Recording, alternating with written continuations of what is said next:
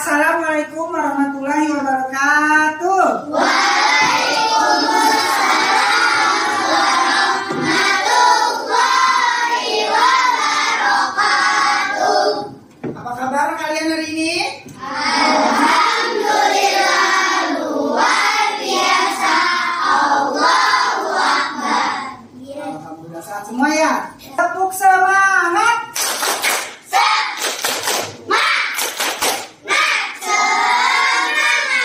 Alhamdulillah semangat semuanya. Semangat semuanya. Semangat. Ibu, hari ini kita ingin membuat sebuah keyakinan kelas. Apa itu keyakinan kelas? Adalah hal-hal perilaku yang dianggap baik dan benar menurut kesepakatan kita semua, menurut kalian semua. Sebelumnya pasti kita semua memiliki yang namanya impian, betul tidak? Pasti setiap orang punya impian kan? Ya. Ada yang impian berupa cita-citanya nanti setelah besar jadi apa? Pasti ada. Ada juga impiannya ingin kelasnya seperti apa sih? Kalian punya kelas impian tidak? Pernah nggak punya? Saya tuh pengennya kelasnya seperti ini. Kenapa jadi begini ya? Nggak sesuai yang saya inginkan. Nah, pasti punya ya impian. Ya. Nah sekarang ibu ingin kalian menuliskan apa kelas yang kalian inginkan tuh seperti apa? Kelas kalian sendiri ya. Ditulis. Ya, kelas berapa ini? 4A. Nah, silakan dituliskan, nanti ditempel ke depan. Bersama kalian ya. Kelas impian saya seperti apa? Harus seperti apa? Bagaimana? Ya, silakan.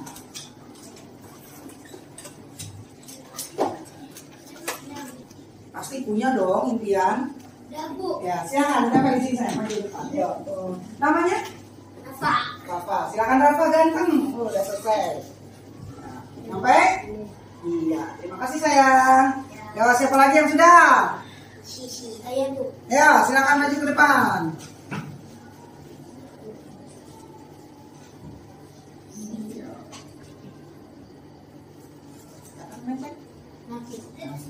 Ya. Ada lagi? Ayo, ya, silakan. Ayo. Nanti kita bahas sama-sama satu persatu impian kalian. Apakah impian kalian sudah tercapai selama ini ataukah belum?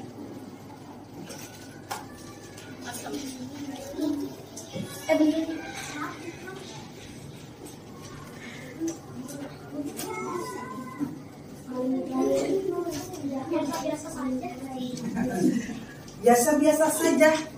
Kalau dilaksanakan dengan baik akan menjadi luar biasa. Betul tidak? Betul atau betul? Betul. Ya, yang sudah kembali duduk ya. Aduh, kenapa tuh? Tidak kenapa-napa, sakit tidak? Enggak. Lumayan lah.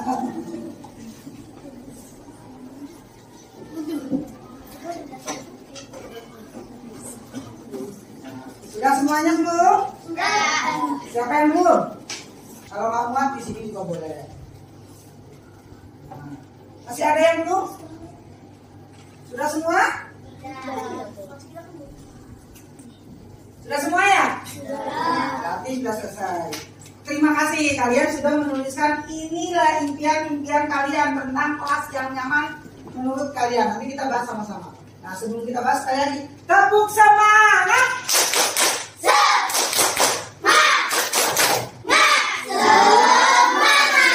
Alhamdulillah semangat semuanya. Nah ini adalah kelas impian yang sudah kalian tuliskan berdasarkan yang ada di hati kalian, di pikiran kalian, sesuai impian kalian. Ada yang mau membantu ibu membacakannya ke depan? Silakan. Kamu angkat tangan. Nah, bukan buat siapa namanya? Bentar ya, Tio. Kalau ada temennya yang berani maju, kita beri.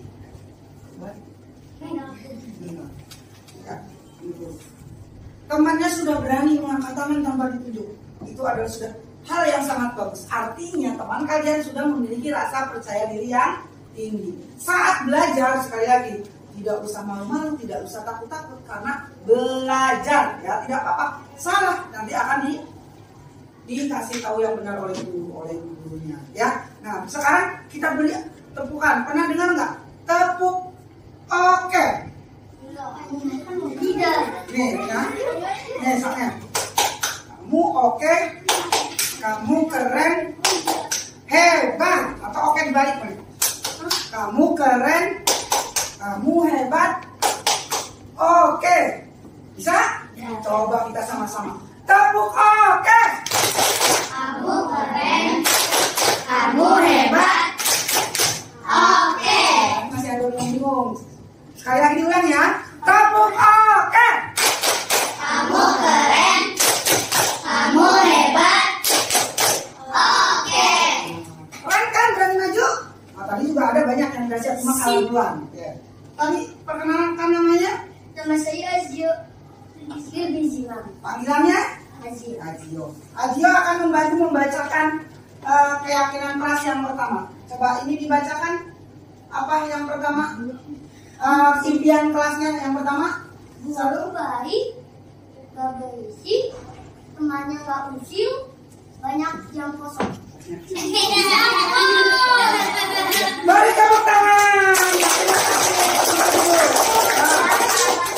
Nih, dari salah satu teman kalian mengatakan bahwa impian kelasnya yang pertama adalah guru baik, yang kedua guru tidak berisik, artinya saat belajar tidak berisik ya. Kemudian temannya nggak usil, yang keempat banyak jam kosong. Nggak apa-apa, sementara tidak apa-apa. Itu namanya impian, tak boleh-boleh saja ya. Siapa lagi yang mau membacakan yang kedua? Ya, silakan. Beri tepuk oke. Siapa namanya? Tepuk oke. Kamu keren, kamu hebat, oke. Perkenalan diri dulu. Nama saya dapat ada spesial panik. Nama panggilan? Dava. Ya, Dava. Kita bacakan yang kedua ya, Dava ya. Nah, coba yang kedua ini apa, Dava? Impian teman kalian yang keras supaya teman-teman kalian mendengar. Kelas. Rasa saya impikan adalah teman-temannya seru tapi tertib dan biasa. Ya. Terima kasih Dava. Beri tepukan buat Dava. Yang kedua adalah kelasnya. Kelas yang saya impikan adalah ternyata temannya seru. Oh, dia ingin temannya seru. Kemudian, tetapi walaupun seru tetap tertib. Ya, bukan berarti seru jadi berisik. Seru tetap tertib dan banyak hiasan menurut teman kalian ini. Ya. Nah, kemudian siapa lagi yang mau membacakan? Ya, silakan duluan yang paling belakang. Ya, kamu pojok sini. Siapa namanya? Rasya. Beri tepuk oke ke Rasya. Tepuk oke. Kamu keren, kamu hebat, oke. Silakan perkenalkan diri dulu. Kenalkan nama saya Rasya dari siapa itu? Panggilan Rasya. Ya, silakan Rasya dibacakan yang keras, Rasya. Aku ingin punya kelas yang rapi, bersih, tertib, dan tidak berisik. Ya, terima kasih Rasya. Itu bukan buat Rasya ya. Terima kasih semuanya. Menurut teman kalian yang satunya lagi, kelas impiannya adalah kelas yang rapi. Terus kelas yang rapi, tertib dan tidak berisik. Hampir sama sebetulnya ini ya. Kemudian yang keempat siapa? Ya silakan. Yang kelima ini udah dia jatuh. Tepuk oke. Kamu keren, kamu hebat, oke. Ya silakan dibacakan ya ke perkenalan dulu Pak. Namanya siapa sayang? Perkenalkan, nama saya Nafi dari Alta. Dipanggil Nafi. Silakan Nafi dibacakan yang keras. Baca tidak? Nama Raja. Kelas impian saya adalah gurunya baik, kelasnya bersih dan rapi. Nah, dari ini semua hampir sama ya. Nah, tepuk tangan dulu buat Oke. Tuh, selanjutnya siapa yang membacakan? Ayo. Ibu ini bu. Boleh? Ayo sini. Ayo, ayo. Bapak, nggak usah. Maju, Bapak. Kita beri tepuk oke lagi ya. Tepuk oke. Kamu keren. Kamu hebat. Oke. Ya, silakan dibacakan. Yang mana mau yang dibacakan, terserah kamu yang ini deh. Mau membacakan yang mana? Ya, silakan. Yang keras ya. Kelas impian saya bersih, tidak berisik, guru harus tegas, punya teman yang tidak jauh, adem, wangi dan rapi, dan terakhir harus. Nah, banyak nih kelas impiannya. Apa? Bersih, tidak berisik, gurunya harus tegas, punya teman yang tidak cepu. Ada teman yang cepu. Oh iya, ibu cepu bu. Siapa itu? Adem, wangi, dan rapi. Cepu nih. Kelasnya harus seru. Wah, hebat, impiannya bagus. Itu siapa? Terima kasih ya. Kamu namanya siapa? Belum perkenalan. Anunya. Ke depan lagi perkenalkan namanya. Gak apa-apa, biar Oke, ayo. untuk berani percaya. Iya. Silakan. Perkenalkan namanya. Nama saya. Nama saya Amira Syafa Purwadinata, panggilannya Amira. Ya, terima kasih Amira. Selanjutnya, ya silakan.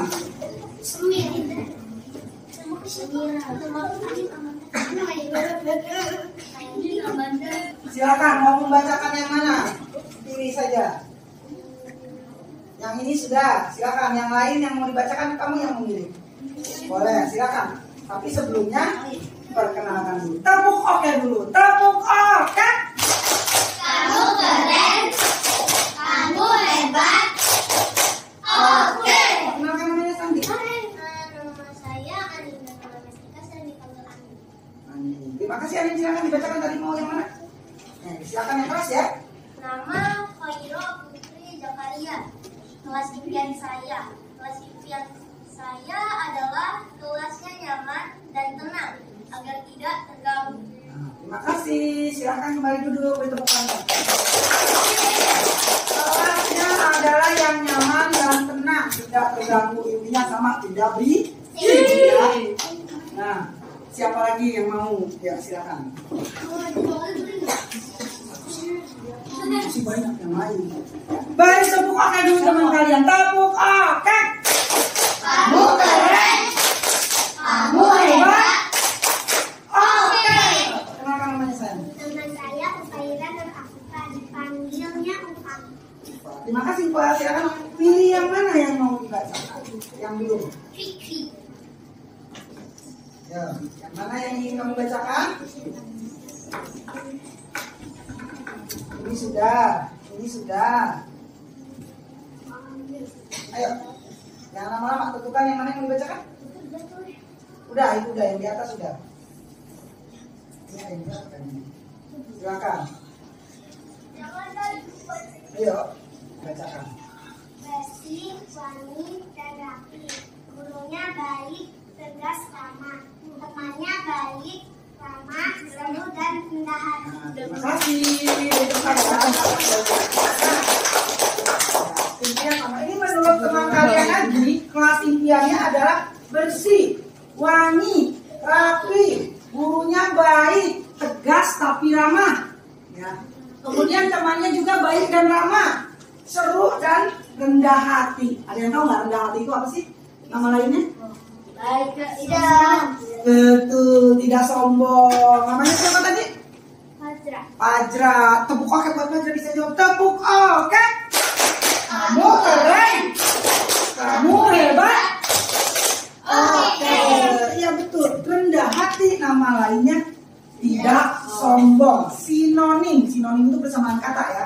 Rendah hati artinya tidak sombong. Walaupun dia cantik, pintar, kaya misalnya, tetapi tidak sombong. Beda dengan rendah diri. Kalau rendah diri tidak bagus. Kenapa? Rendah diri itu minderan. Ah enggak, aku malu. Ah enggak, aku jelek. Padahal belum tentu jelek.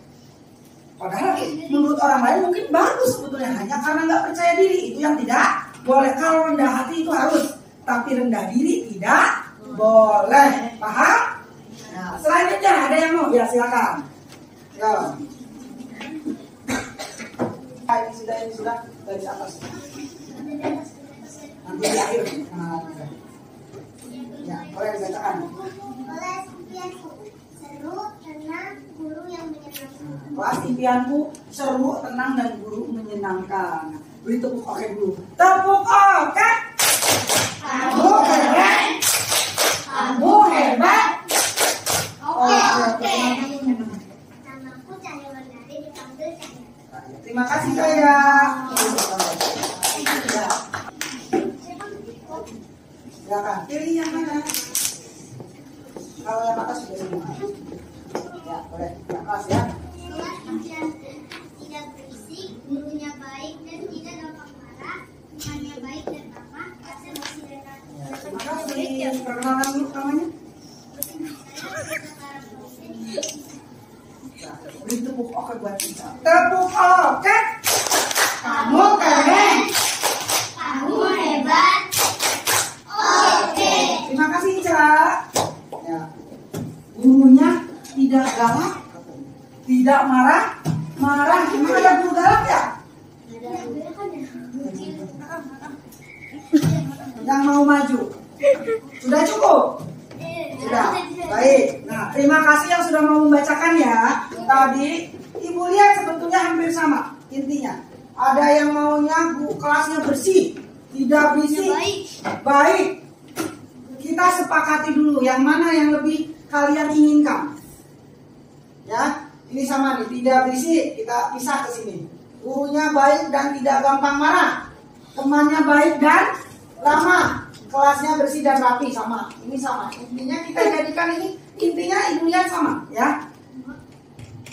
Tidak berisik, seru, intinya sama. Di sini ada lagi yang gurunya tidak galak, tertib saat belajar, sama aja tertib, ya. Tertib di sini. Kita ambil ini hampir sama isinya walaupun kalimatnya berbeda. Ya, walaupun kalimatnya berbeda tapi intinya sama. Mana lagi adakah yang beda? Ada yang beda katanya harus wangi. Kelasnya. Nah, ada lagi kah yang beda? Gurunya mau diajak main atau bercanda. Nah, sekarang yang Ibu tanyakan, yang kalian impikan tadi sudah terwujud belum di kelas? Belum. Satu pun belum? Udah. Coba Ibu tanya dulu yang pertama. Kelasnya rapi dan bersih sudah terwujud belum? Sudah. Yakin sudah? Dari mana kalian tahu sudah terwujudnya? Lihatnya dari mana? Bersih kelasnya. Kenapa bisa kelasnya bersih? Coba Ibu tanya. Kenapa sih kelas kalian bisa bersih? Karena orangnya pada suka membuat. Angkat tangan, biasakan angkat tangan. Nah, silakan. Tadi kamu dulu. Karena ada yang Karena ada yang piket. Betul tidak? Betul. Apakah kebersihan kelas hanya yang menjawab petugas piket? Tidak. Tapi betul dia bahwa salah satu kelas bisa bersih karena yang piketnya mengerjakan tugas dengan baik. Yang tadi yang kedua siapa? Silakan. Karena orangnya suka membuang sampah. Karena setiap siswa dan siswi di kelas 4A sering membuang sampah kepada tempat. Pintar. Betul tidak? Berarti semua di sini sudah melakukan membuang sampah ke tempat sampah. Ya. Masih ada nggak yang buang sampah yang bersembarangan Masih. di pojokan? Nah, itu tugas kalian selalu mengingatkan. Ya, betul. Ya, tadi karena ada tugas piket yang melaksanakan tugas dengan baik. Karena setiap siswa kelas 4A, siswa dan siswinya terbiasa membuang sampah ke tempat sampah. Selain itu apa lagi? Ada yang mau berpendapat? Ada. Jadi, tulis yang pertama. Kenapa kelas kalian tadi kan sudah terwujud ya, impian kelas kalian yang bersih dan rapi sudah terwujud. Karena apa? Membuang sampah ke tempat sampah. Berarti yang pertama menjaga kebersihan kelas. Membuang sampah ke tempat sampah.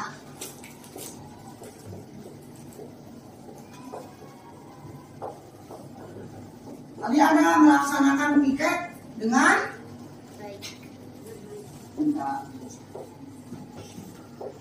Yang ketiga melaksanakan piket dengan baik.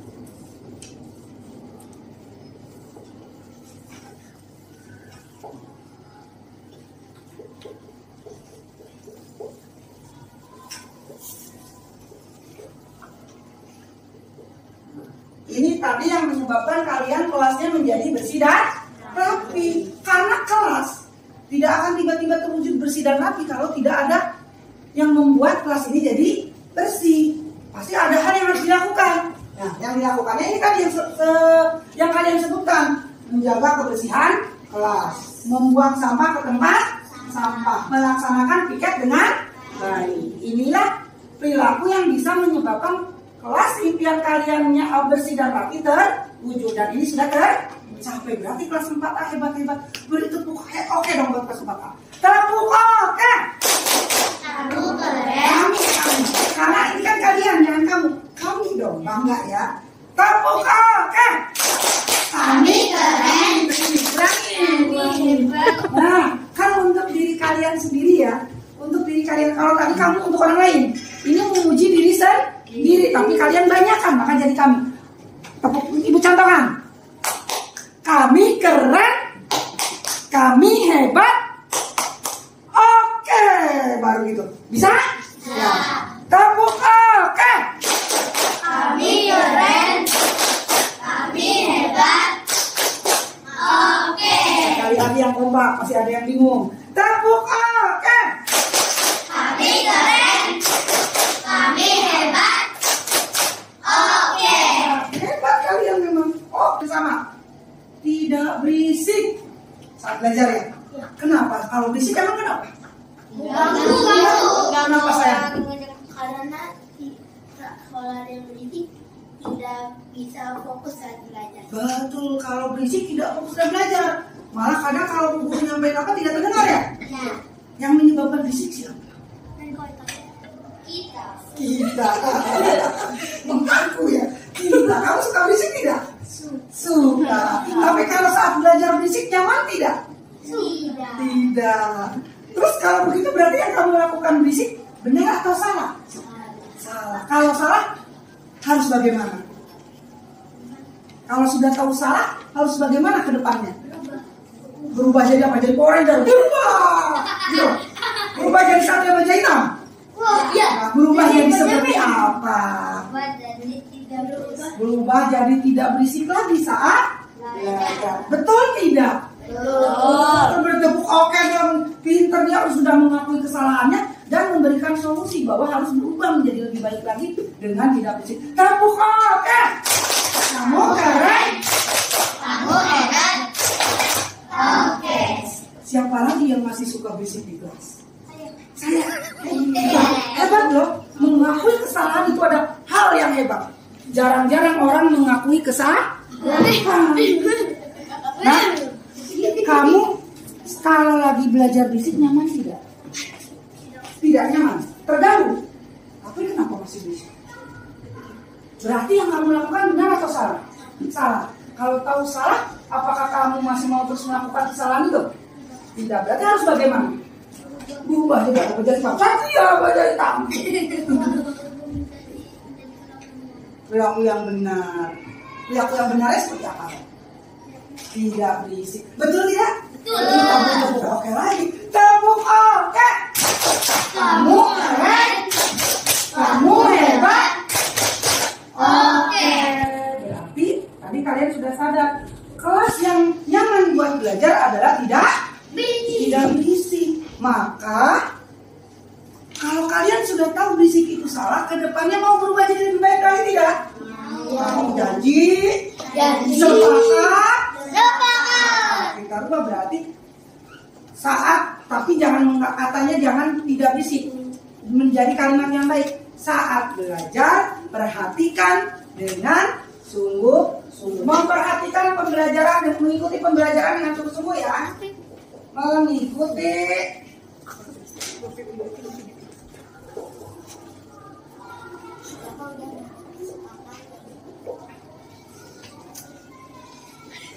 Dengan sungguh. Kalau kalian sudah mengikuti dengan sungguh-sungguh, tidak akan berisik yang tidak ada kaitannya dengan pelajaran. Iya. Kemudian ini sudah sepakat ya. Kita buat lagi. Nah, di sini gurunya baik dan tidak gampang marah. Oh, siapa yang ingin gurunya baik dan tidak gampang marah? Semuanya ya? Semuanya? Ya, sudah pasti semuanya ingin gurunya baik dan tidak gampang marah. Pertanyaan ini, memangnya selama ini ada guru yang gampang marah? Marah tanpa sebab? Ada nggak? Nggak apa-apa tiba-tiba gurunya datang-datang marah-marah. Ada tidak? Nah, pertanyaan ini biasanya kalau guru marah karena apa? Nah, silakan. Angkat tangan dibiasakan ya. Karena kita tidak memperhatikan guru saat sedang memperjelaskan. Jadi guru marah ada sebabnya karena tidak memperhatikan saat guru menjelaskan atau memberikan pembelajaran. Silakan. Nanti silakan. Iya. Karena melanggar janji. Berarti sebelumnya sudah dibuat janji. Janjinya apa? Ada banyak. Karena melanggar janji gurunya jadi marah. Berarti ada sebabnya ya. Nah, coba kamu tadi katanya apa? Karena melakukan kesalahan. Karena melakukan kesalahan. Misalnya apa? Misalnya tidak mengerjakan tugas. Tidak mengerjakan tugas. Tidak memperhatikan pelajaran. Tidak memperhatikan pelajaran. Ngobrol terus saat pembelajaran. Intinya guru marah ada sebabnya ya. Ya, nggak pernah kan ada guru marah tanpa sebab? Berarti ada lagi nggak sebelum ibu simpulkan? Ada lagi nggak yang menambahkan? Biasanya yang penyebab guru kalian di kelas, guru kalian itu bukan ibu Abi yang kesini banyak ya. Banyak guru di sini. Adakah penyebab guru tersebut marah biasanya karena apa? Selain yang tadi disebutkan, ada yang mau bicara lagi? Boleh? Karena berisik, intinya tetap melanggar ya, mengganggu ketertiban. Nah, berarti kalian kan tadi bilang ingin gurunya tidak gampang marah. Guru marah ada sebabnya tadi. Berarti supaya guru tidak marah kalian harus bagaimana? Tertib. Terus? Disiplin. Terus? Tadi kan ya, kamu mengatakan bahwa guru marah karena tidak mengerjakan tugas. Berarti supaya guru tidak marah mengerjakan tugas yang diberikan. Apa saja? Memperhatikan guru. Berarti kalian sudah mendapatkan apa yang kalian inginkan jika kalian sudah melakukan hal yang baik. Ya kan? Tadi supaya guru tidak marah kalian harus bagaimana? Mengerjakan tugas yang diberikan. Ya kan? Terus tidak berisik.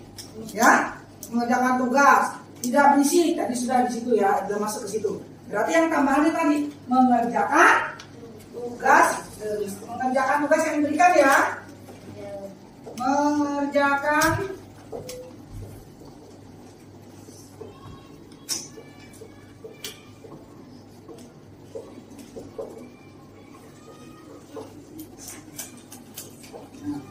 tugas yang diberikan. Nah, sudah kelas. Yang kedua membuang sampah ke tempat sampah. Yang ketiga melaksanakan piket dengan baik. Yang keempat mengikuti pembelajaran dengan sungguh agar tidak berisik tadi ya. Yang kelima mengerjakan tugas yang diberikan. Nah, itu tadi supaya yang kelima supaya gurunya tidak gampang marah. Kalau kalian sudah melaksanakan ini, kalau gurunya nggak akan marah-marah. Kemudian, nah yang di sini ada lagi temannya baik dan ramah. Yang ibu tanya, apakah teman kalian di sini sudah baik semua? Tidak.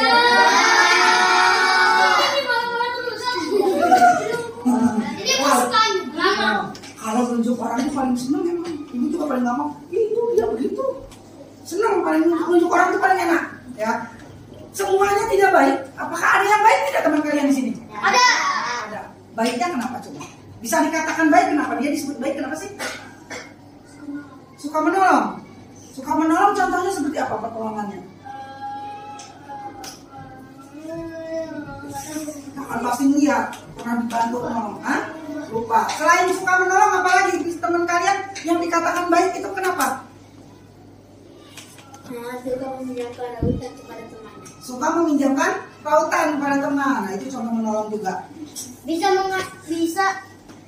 menghargai perasaan seseorang. Bisa menghargai perasaan seseorang, perasaan teman berarti di sini ya. Apa saya? Menghibur saat kita sedang sedih. Oh, berarti di sini ada yang suka menghibur berarti kita kan sedih.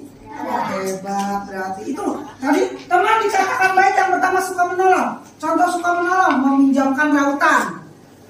tidak menyinggung perasaan, dan menghargai teman, saling menghargai. Berarti contoh saling menghargai itu bagaimana sih?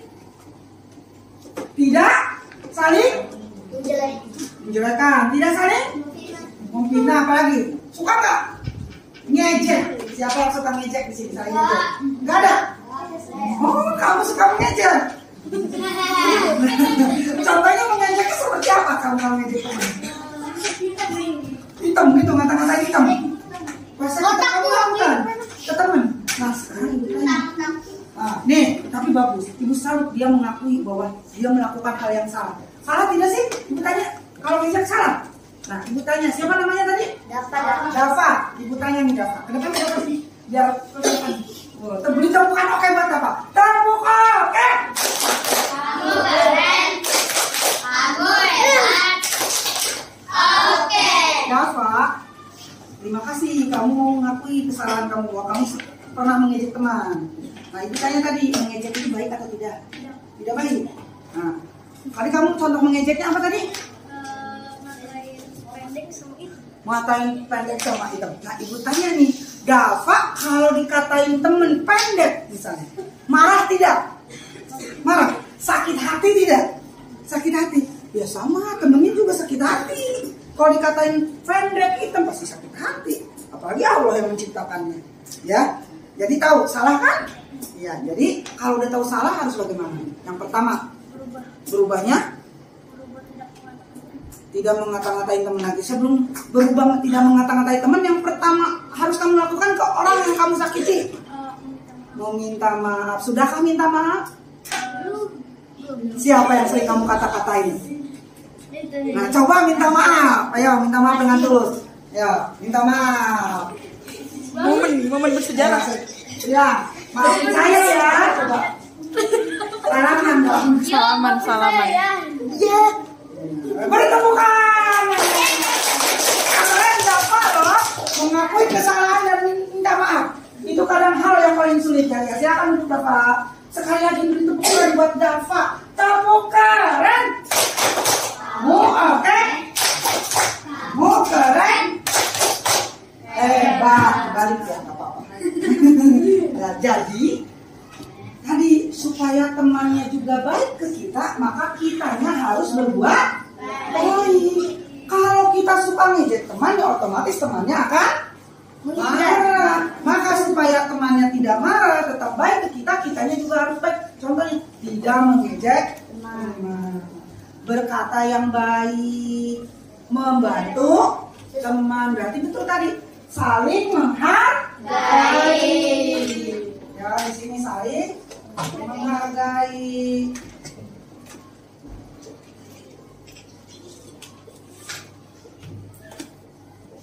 Saling menghargai. Saling menghargai itu di sini berkata yang baik, sopan, tidak ngata-ngatain teman. Ya, ini intinya saling menghargai. Paham semuanya? Nah, selanjutnya apa di sini? Tertib, guys. Kalau tertib sudah melaksanakan tadi, mengikuti pembelajaran dengan sungguh-sungguh. Wangi. Nah, ditanya, apakah kelas kalian sudah wangi? Sudah, Bu. Apalagi kalau siang, Bu. Wanginya wangi apa kalau habis olahraga? Wangi, Bu. Apalagi kalau habis olahraga tuh, Bu. Keringatnya banyak. Wangi banget. Betul tidak? Wanginya wangi apa? Wangi keringat. Nah, itu ya yang kalian harapkan kan itu kan? Makanya supaya saat olahraga itu kan pasti keringatnya banyak, makanya kalian harus bawa baju ganti supaya tidak kebauan. Bayangin kalau kamu olahraganya siang, yang jam habis istirahat jam pertama ya, kalian tetap pakai sampai sore, sampai jam segini, bayang bau ya, pusing itu di kelas. Maka bawa baju ganti ya. Nah, betul. Tapi sudah wangi kelas ini. Kenapa bisa wangi? Disemprot pakai pewangi, betul. Hebat. Nah, inilah yang disebut dengan kesepakatan kelas. Ya, apa? Hal-hal perilaku baik yang kita sepakati untuk dilakukan. Kan ini dari kalian kan? Kalian yang menyebutkan, kalian yang menginginkan. Maka kalian yang harus menjaga supaya perilaku ini terjaga. Siap tidak melaksanakan ini semua? Kan kalian sudah bilang, saya ingin impian kelas saya seperti ini. Kalau kalian tidak melakukan yang kalian ucapan sendiri seperti ini, tidak akan terwujud. Gak akan kelas tiba-tiba jadi nyaman tanpa diusahakan apa-apa. Sampah kotor tidak dipungut, tidak dibersihkan, ya nggak nyaman. Gurunya apa, kalian tugas nggak pernah mengerjakan, terus berisik terus, ya gurunya juga akan marah lama-lama. Ya marahnya bukan karena tidak sayang, tapi kasihan kalian akhirnya tidak bisa menerima pembelajaran dengan baik, tidak sampai pengetahuannya, kalian kurang maksimal memperoleh pengetahuannya. Paham? Jadi sepakat tidak kedepannya kalian melaksanakan ini? Ini yang disebut dengan kesepakatan.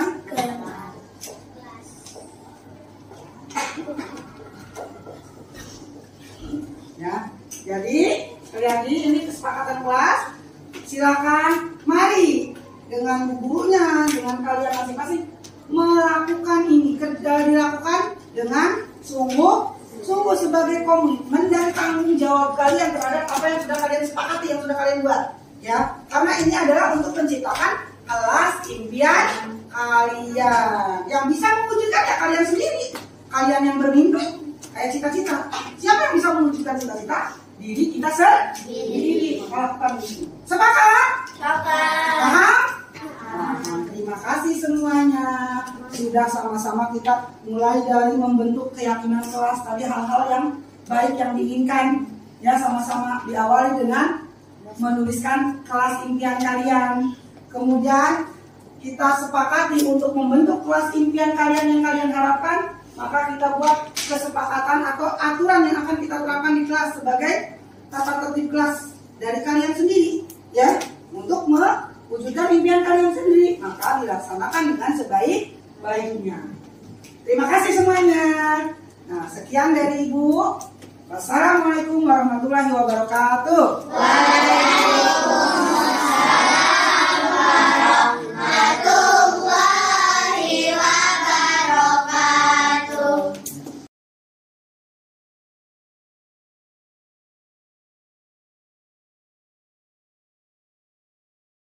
Bismillahirrahmanirrahim. Assalamualaikum warahmatullahi wabarakatuh. Waalaikumsalam warahmatullahi wabarakatuh. Alhamdulillahirrahmanirrahim. Puji dan syukur mari kita panjatkan kepada Allah Subhanahu wa Ta'ala yang telah memberikan rahmatnya berupa nikmat usia, nikmat kesehatan, sehingga pada hari ini kita semua masih bisa beraktivitas. Salawat dan salam tidak lupa kita haturkan kepada Nabi Muhammad SAW serta para pengikut. Rekan-rekan guru yang saya hormati, pertama-tama saya mengucapkan terima kasih yang tak terhingga telah meluangkan waktu untuk hadir dalam acara sosialisasi budaya positif ini. Insya Allah langkah Ibu kesini sebagai bagian dari ibadah yang akan mendapat pahala dari Allah Subhanahu wa Ta'ala. Amin. Yang kedua, sebelumnya saya meminta maaf. Saya menyampaikan tentang budaya positif bukan berarti saya merasa lebih tahu, terus juga mengajari bapak ibu-ibu semua, rekan-rekan guru di sini. Bukan ke sana maksudnya, karena ini bagian dari kewajiban kita sebagai guru, bahwa walaupun ilmu yang kita peroleh masih sedikit, kita harus berbagi dengan orang lain. Bagi ilmu yang saya peroleh, walaupun mungkin pengalaman saya sendiri belum begitu banyak, tetapi mari kita berbagi dan juga bekerja sama untuk belajar sama-sama memahami. Dengan kita bekerja sama, memudahkan kita semua dalam memahami suatu hal yang akhirnya berdampak positif untuk kemajuan sekolah kita. Amin, amin. Mungkin langsung saja yang akan saya sampaikan adalah tentang budaya positif. Nah, tentunya saya yakin di benak ibu semua sudah terbesit apa sih budaya positif. Barangkali ada yang mau menyampaikan pendapatnya, apa sih budaya positif itu? Silakan Bu Nur, ya. Kebiasaan atau perilaku yang baik untuk kita sendiri maupun ke anak-anak kita. Ya.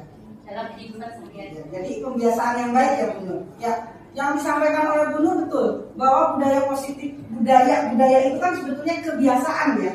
Maka budaya positif adalah pembiasaan kegiatan-kegiatan yang baik yang bisa menumbuhkan karakter baik pada murid di lingkungan sekolah kita.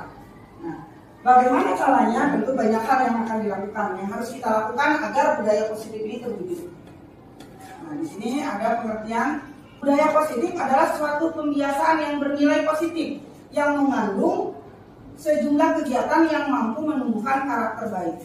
Budaya positif di sekolah juga merupakan nilai-nilai keyakinan dan kebiasaan-kebiasaan yang berpihak pada murid. Hal ini sejalan dengan pemikiran Ki Hadir bahwa pendidikan tujuannya adalah mengembangkan segala kodrat pada anak, baik kodrat alam maupun kodrat zaman yang memihak kepada murid. Jadi yang akan saya sampaikan, yang pertama adalah perubahan paradigma teori kontrol. Yang kedua tentang disiplin positif. Yang ketiga restitusi. Yang keempat keyakinan kelas. Selanjutnya kebutuhan dasar manusia. 5 posisi kontrol dan segitiga restitusi. Ini yang akan saya sampaikan sedikit dari pemahaman saya yang masih belajar, saya juga yang mari kita sama-sama belajar. Langsung saja ke perubahan paradigma teori baru, teori kontrol. Di sini ada teori ilusi atau disebut dengan teori stimulus respon. Nah, selama ini terjadi miskonsepsi bahwa berdasarkan teori stimulus respon, dalam pikiran kita itu terjadi miskonsepsi. Apa saja ilusi tersebut yang merupakan miskonsepsi? Yang pertama adalah ilusi guru mengontrol murid. Artinya kadang kita di pikiran kita bahwa kita sebagai guru, ketika murid menuruti apa yang kita mau, kita berpendapat bahwa kita sudah berhasil mengontrol murid. Itu yang pertama. Yang kedua, ilusi bahwa kritik dan membuat orang bersalah dapat menguatkan karakter yang baik. Artinya karena kita mengkritik, membuat orang merasa bersalah, akhirnya orang tersebut mau memperbaiki kesalahannya karena kritik dan saran kita. Selanjutnya, konsepsi selanjutnya adalah ilusi bahwa semua penguatan positif efektif dan bermanfaat. Selain karena kritik, saran, kadang kita juga memberikan arahan untuk nah jangan begini, ini yang baik seperti ini. Kita kadang ketika anak melakukan, kita berpikir bahwa apa yang kita lakukan sudah efektif. Ya, walaupun tidak 100% salah sih, benar ya. Selanjutnya adalah yang terakhir, bahwa orang dewasa memiliki hak untuk memaksa kepada murid. Kita sebagai guru kadang memaksakan aturan kepada murid tanpa memperhatikan dia nyaman atau tidak. Ini adalah teori stimulus respon atau yang disebut dengan ilusi miskonsepsi ya, yang dalam pemikiran kita. Walaupun pemikiran tersebut tidak 100% salah, tetap ada andil kita, tetapi bukan menjadi peranan yang utama. Yang benar berdasarkan teori paradigma baru, yaitu teori kontrol pilihan. Nah, berdasarkan teori kontrol pilihan, manusia itu mampu mengendalikan diri, bahwa kontrol perilaku seseorang hanya dapat dilakukan oleh dirinya sendiri, bukan karena orang lain. Ketika dia mau menuruti kita, itu artinya dirinya mengizinkan kita untuk mempengaruhi dia. Tapi ketika dia tidak mengizinkan, sekuat apapun pengaruh kita, dia tidak akan mau melakukannya. Makanya kadang ada anak yang melakukan kesalahan berkali-kali. Kadang bahkan tidak menggubris apa yang kita sarankan, kita ajarkan, karena dirinya tidak mengizinkan kita untuk mengontrol dia. Ini berdasarkan teori kontrol pilihan. Artinya bahwa yang bisa merubah adalah kemauan dari dalam dirinya sendiri. Kita sebagai orang luar hanya memberi input atau masukan bahwa ini yang benar seperti ini. Akibatnya kalau kamu melanggar seperti ini, nanti dijadikan oleh murid sebagai pilihan-pilihan. Oh, saya akan mengikuti atau tidak ya. Kalau tidak akan seperti ini. Akibatnya nggak nyaman ke saya. Karena saya pengen nyaman untuk kebutuhan diri, maka saya begini. Memilihlah dia mengikuti arahan kita yang baik. Artinya dia mengizinkan untuk memilih hal tersebut. Selanjutnya adalah disiplin positif. Ada yang tahu nggak sih apa sih disiplin itu? Melakukan kegiatan berdasarkan aturan. Melakukan kegiatan berdasarkan aturan. Betul, saya juga berpikir seperti itu. Ada lagi yang lain? Barangkali? Betul, saya juga berpikir seperti itu. Orang yang patuh pasti yang disiplin.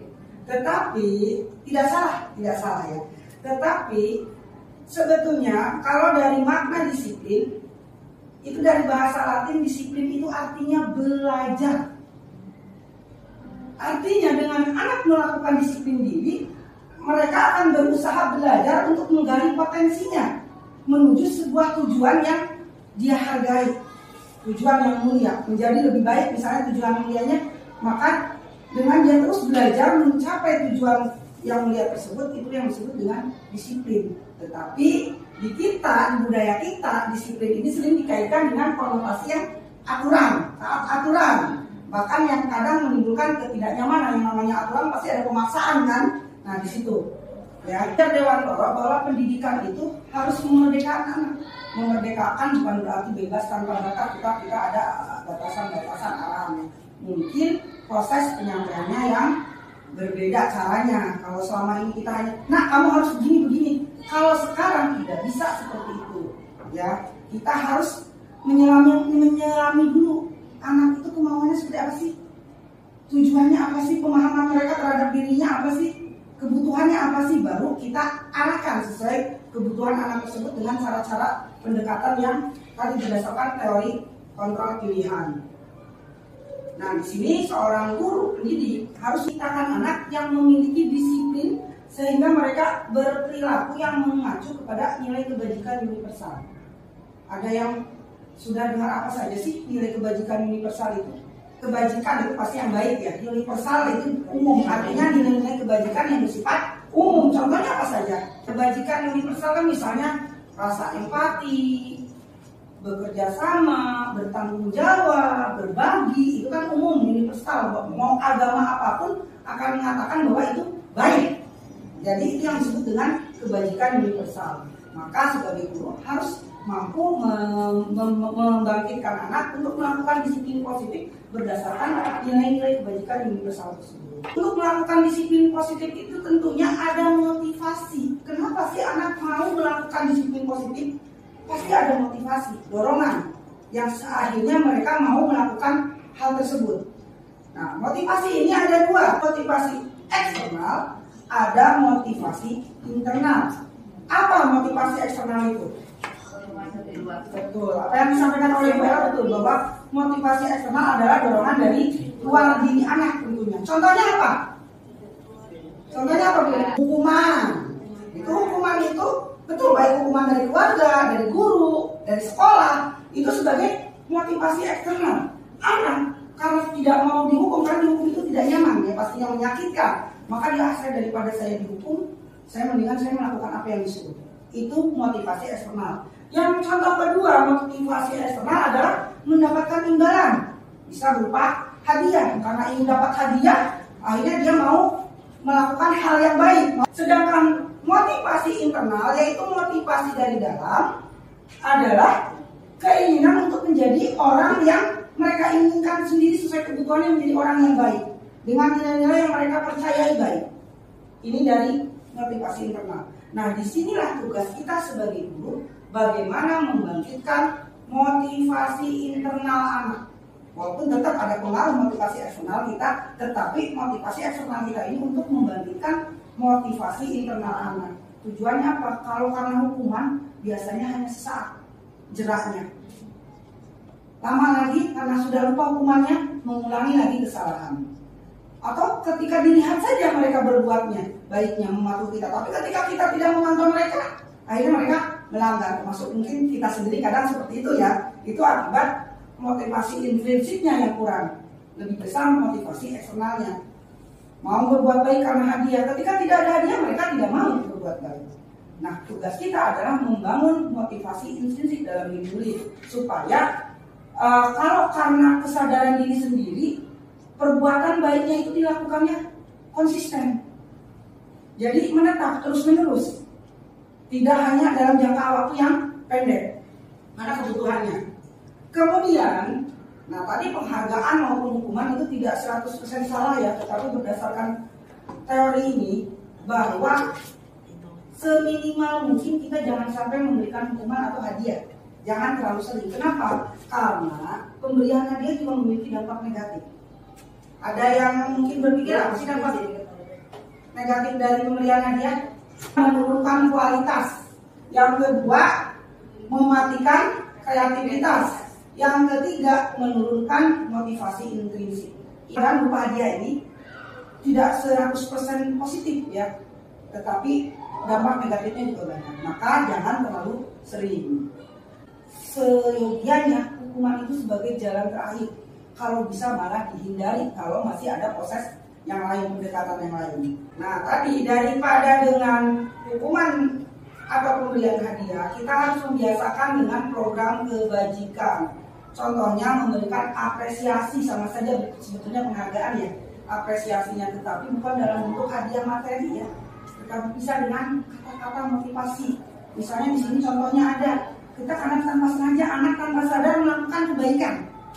Nah, misalnya di situ juga kepedulian. Misalnya ketika ada teman tidak membawa makanan, dia bawa makanan. Nih saya kasih, kadang pergi ketiganya.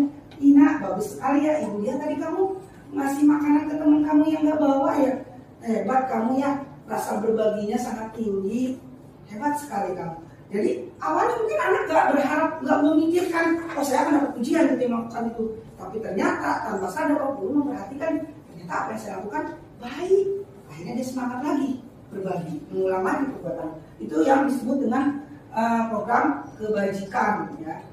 Mungkin sampai sini ada yang mau berpendapat? Kalau tidak ada saya lanjutkan ya. Yang selanjutnya adalah restitusi. Pernah tidak mendengar restitusi? Ini adalah proses menciptakan kondisi bagi murid untuk memperbaiki kesalahan. Kondisinya, kita prosesnya untuk memperbaiki kesalahan. Ya, sehingga mereka bisa kembali kepada kelompok mereka dengan karakter yang lebih kuat. Artinya menciptakan kondisi bagi murid untuk memperbaiki kesalahan, sehingga ketika dia kembali ke kelasnya bergaul dengan teman-teman dan tidak mengulangi kesalahan yang sama. Nah, restitusi juga merupakan proses kolaboratif. Kolaboratif itu kerjasama ya, yang mengajarkan murid untuk mencari solusi untuk masalah mereka. Jadi bukan kita yang langsung memberitahu, nah kamu harusnya begini. Tidak, tetapi dengan restitusi kita pancing mereka yang menyampaikan pendapatnya supaya tidak mengulangi perbuatannya. Itu harus bagaimana sih menurut kamu misalnya ya. Kemudian membantu murid berpikir tentang orang lain. Apa ciri dari restitusi? Kalau tujuan utama dari restitusi yang pertama adalah bukan untuk menebus kesalahan. Bukan semata-mata ketika anak disuruh mengganti, disuruh dihukum itu untuk menebus kesalahannya, tetapi untuk belajar dari kesalahannya agar dia tidak mengulangi lagi. Itu tujuan utama dari restitusi. Yang kedua, memperbaiki hubungan. Mungkin ketika dia berantem dengan temannya, dia bisa aja udah maaf-maafan udah, tapi sebetulnya karena masih dendam. Saya sebenarnya masih dendam sama anak itu. Akhirnya laporan ke orang tuanya karena merasa belum terselesaikan sebetulnya. Lanjut takut sama guru aja udah maaf-maafan, tapi belum dari hati. Akhirnya masih hubungannya kurang baik. Nah, tujuan dari restitusi adalah memperbaiki hubungan. Yang ketiga, tawaran, bukan paksaan. Kalau hukuman kita mungkin memaksa, kamu harus begini. Tapi kalau tawaran, kita tawarkan bagaimana nak? Kalau apa yang harus kamu lakukan? Kalau seperti apa? Menurut kamu baik tidak?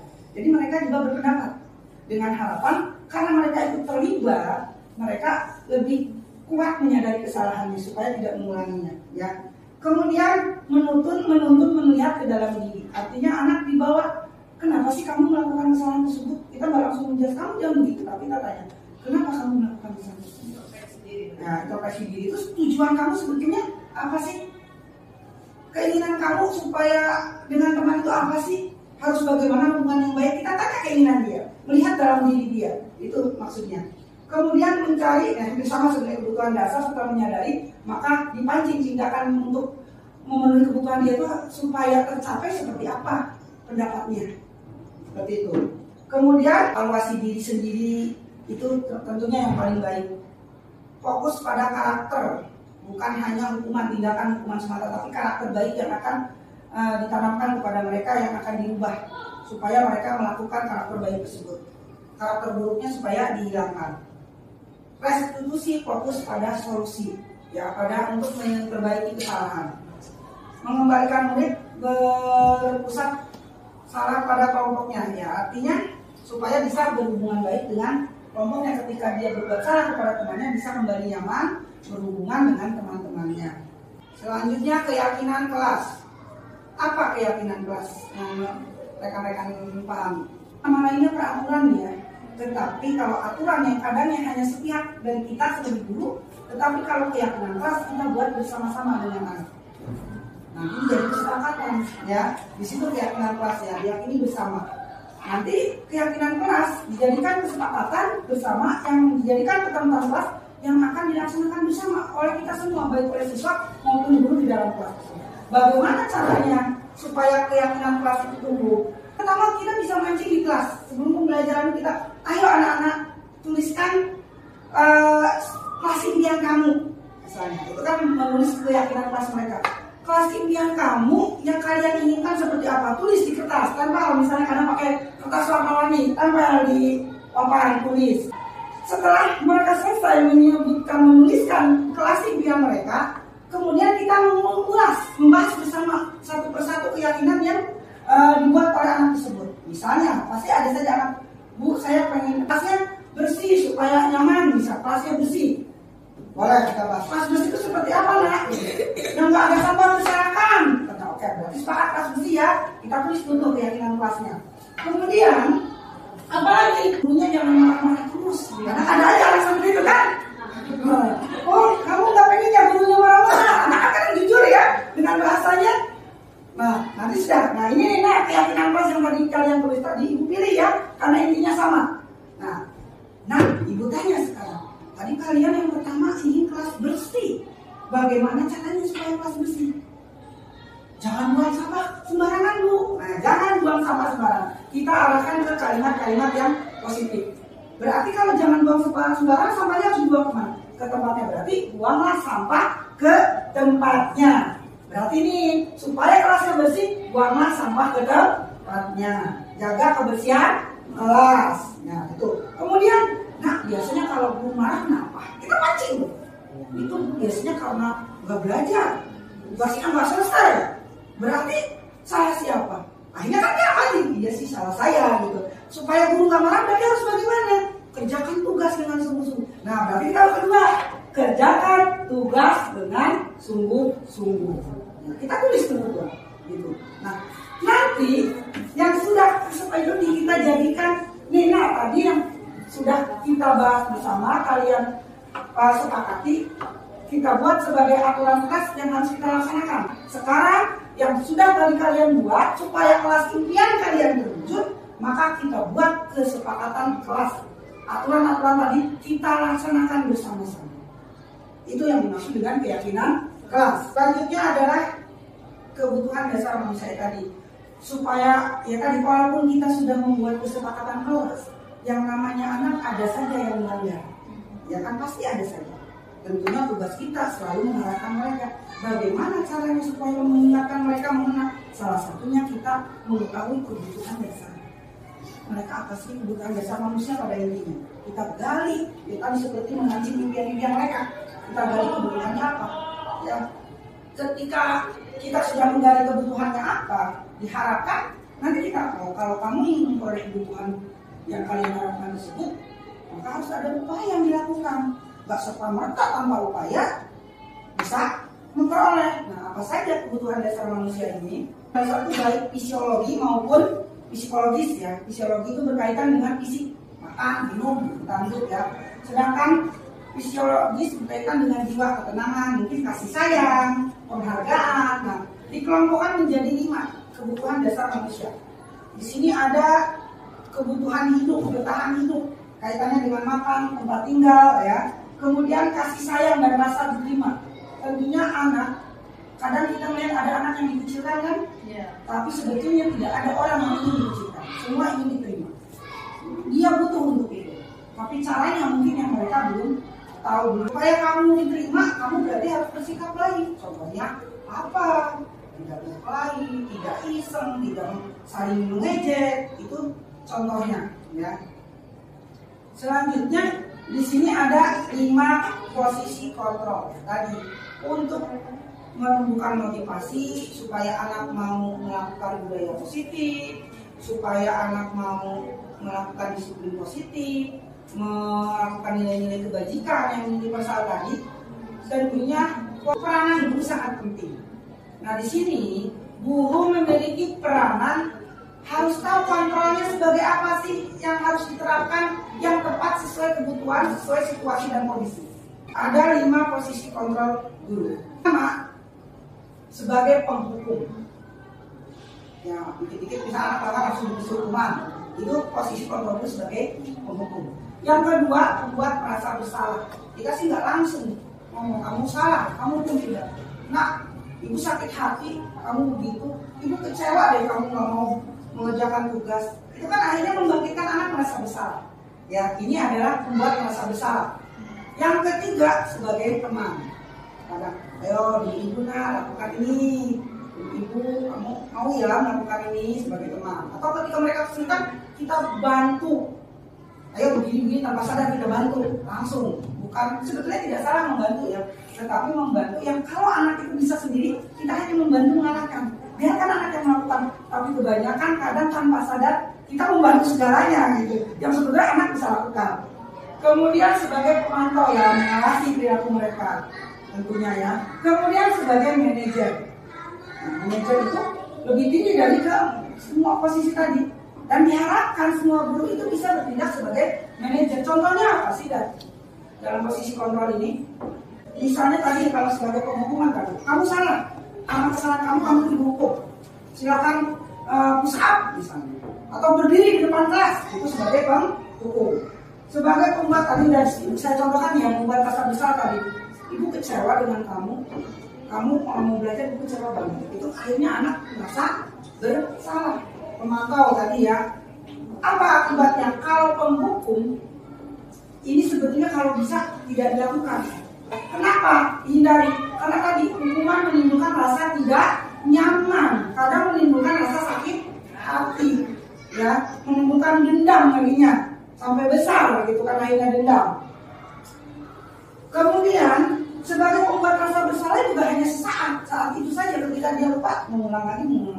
Apalagi sebagai pemantau ketika diawasi saja dia berbuat baiknya. Ketika tidak diawasi, sudah lupa di belakang kita. Nggak ada yang ngawasi begini. Tuhan itu diam. Tidak ada sengat anak begitu kan. Ada bu guru, diam. Tapi ketika nggak ada, rame lagi. Itu artinya posisi kita masih dipandang sebagai pemantau.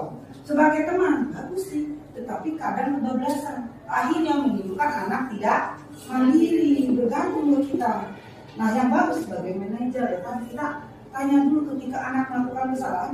Nah, benar nggak? Misalkan kita dengar laporan dari teman, si A begini, kita panggil.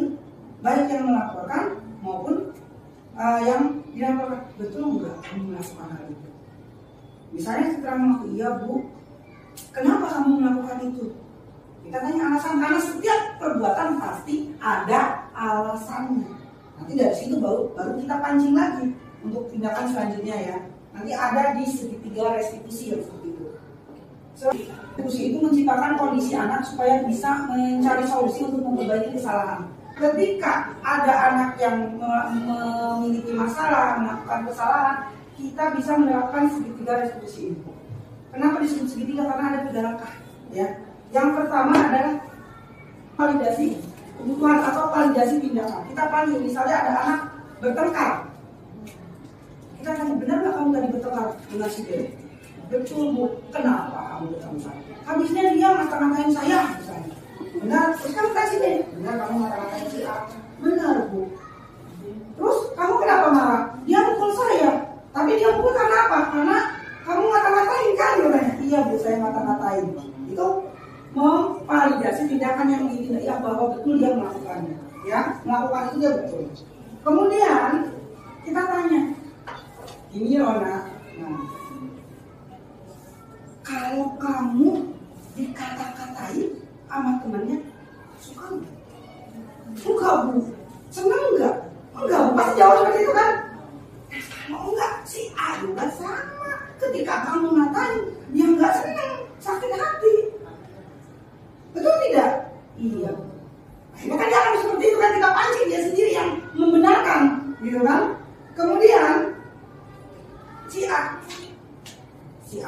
Nah, tadi kamu mukul si B karena kamu kesel. Kalau dipukul sakit tidak? Sakit bu. Kamu mau nggak kalau misalnya kamu berbuat salah ke orang lain dipukul? Tidak. Artinya di sini kita melatih anak berempati. Kalau apa yang dilakukan dia ke orang lain, dilakukan orang ke dia nyaman tidak? Kalau dia pasti dia jawabannya tidak nyaman, tidak enak, gitu kan? Maka dia dari situ tidak nyaman kan? Tidak nyaman. betul bahwa tindakan kamu marah wajar karena teman kamu juga sudah ngata-ngatain. Memang salah tindakan juga kata itu kan tadi kamu udah mengakui atau kemarin masih jawab. Kamu juga salah main hakim sendiri dengan memukul temannya. Tidak enak kan? Betul kan Sob? Betul Bu. Nah ini bagian dari menstabilkan identitas. Kita tadi anak sudah mengakui bahwa apa yang dilakukan memang tidak nyaman, salah. Kita menguatkan kembali bahwa betul kita setuju apa yang dilakukan mereka salah. Ini namanya menstabilkan identitas. Nah dari situ kita menanyakan keyakinan kepada mereka. Nah berarti supaya kamu tidak dipukul oleh teman kamu harus bagaimana? Tidak ngatain. Berarti kalau ngata-ngatain kan tidak baik. Berarti kamu harus bersikap bagaimana? Tidak ngata-ngatain. Berarti kedepannya untuk memperbaiki kesalahan kamu apa? Saya akan minta maaf. Ya sih pertama begitu. Cukupkah dengan minta maaf? Bisa terulang lagi tidak? Tidak. Bagaimana caranya? Tidak mengata-ngatai teman. Itu semua mereka yang berpendapat. Kita hanya menggali, mengarahkan. Nanti menguatkan di akhir. Ini yang dimaksud dengan segitiga restitusi. Jadi artinya kita hanya mengarahkan supaya mereka sadar sendiri bahwa kesalahannya masalah berdasarkan menanamkan rasa empati ya. Kalau dia yang bikin enak gak sih?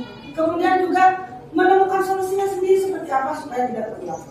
Diharapkan dengan mereka dilibatkan menemukan solusinya, menyimpulkan sendiri yang baik mana yang tidak baik mana, diharapkan lebih mengena di dalam hatinya, lebih lama perbuatan baiknya yang dilakukan tidak hanya sementara, tapi lebih semangat lagi bahwa dia memang harus berubah menjadi lebih baik. Itu tujuan dari segitiga restitusi ini.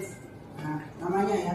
Ya, memang betul sih saya sudah mempraktekkan itu. Walaupun tetap yang namanya anak lupa, tetap kadang lupa mengulang lagi. Nah itulah tidak cukup hanya dilakukan sekali dua kali. Kitanya memang yang harus semangat terus untuk melakukan hal-hal ini. Mungkin ini saja yang saya sampaikan tentang budaya positif di sekolah. Bila ada yang kurang berkenan saya mohon maaf. Barangkali ada yang ingin disampaikan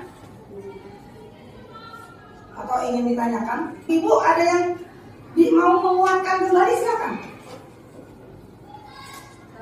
Apa benar? Masalah keyakinan kelas ini ya Bu. Ya. Tadi misalkan teman ya, banyak kan. Ya untuk menguatkan anak, kalau bisa kata-kata awalnya di kata ajakan, ayo kita jaga kebersihan gitu, yang itu menguatkan anak. Ya. Ya betul, setuju dengan Bu. Makanya ini budaya positif ini kita mencoba mengganti kata-kata negatif menjadi kata-kata positif. Yang selama ini kita larangan, jangan begini nak, dilarang begini nak, tidak boleh kita buat. Jaga kebersihan ya nak ya, buanglah ke tempat sampah ke tempatnya. Ayo kita sama-sama jaga kenyamanan kelas kita. Yang paling pokok diawali dengan membuat keyakinan kelas. Kita ajak anak menuliskan impian kelasnya seperti apa. Nah dari situ baru bisa lanjut yang akhirnya kita bisa menerapkan untuk memperbaiki kesalahan kembali lagi dengan cara apapun. Karena kan dulu kita sudah sepakat nak membuat keyakinan kelas. Kalian kan ikut, itu kan kalian yang menginginkannya. Kenapa sekarang kalian tidak bisa melaksanakannya? Enak nggak ketika kamu melanggar? Kan dibalikin lagi. Makanya yang utama adalah kita biasakan membuat keyakinan kelas atau kesepakatan kelas. Ya, terima kasih Bu Nur atas penguatannya. Ada yang lain atau ada yang ingin ditanyakan? Sudah cukup? Ya. Sekali lagi terima kasih atas kehadirannya. Kita bekerja sama, berkolaborasi untuk terus menciptakan budaya positif di sekolah kita. Saling mengingatkan ada kata-kata yang kurang berkenan yang datangnya dari saya pribadi. Mohon maaf yang sebesar-besarnya. Wassalamualaikum warahmatullahi wabarakatuh. Waalaikumsalam warahmatullahi wabarakatuh.